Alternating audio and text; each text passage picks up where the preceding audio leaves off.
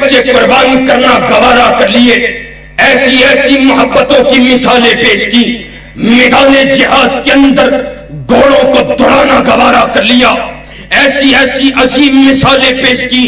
سیدنا صدیق اکبر ہے رضی اللہ تعالی عنہ، آج ان کا بیٹا بھی اسلام کو قبول کر چکا ہے، کہتا ہے بابا ابھی اسلام کو قبول نہیں کیا تھا، بابا آپ غزوہ کے اندر میری تلوار کے نیچے آ رہے تھے، میں نے باپ سمجھ کر چھوڑ دیا تھا۔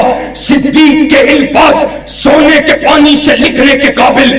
صدیق نے کہا تھا، کہا بیٹا تو نے باپ سمجھ کر چھوڑ دیا تھا، اگر صدیق کی تلوار کے نیچے تیری گردن آ جاتی، صدیق بیٹا سمجھ کر چھوڑتا نہیں بلکہ محمد رسول اللہ کا غدار سمجھ کر گردن کے وجود سے علیحدہ کر دیتا، لیکن اس بات کے اوپر مارے تصدیق کو ثبت کر دیتا۔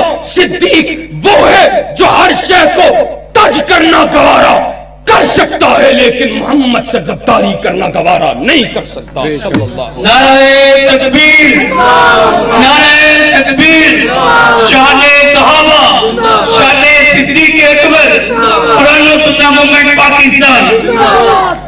اور آج افسوس کی بات ہے، صحابہ کی گستاخیاں کی جاتی ہیں، صحابہ پہ تبرہ کیا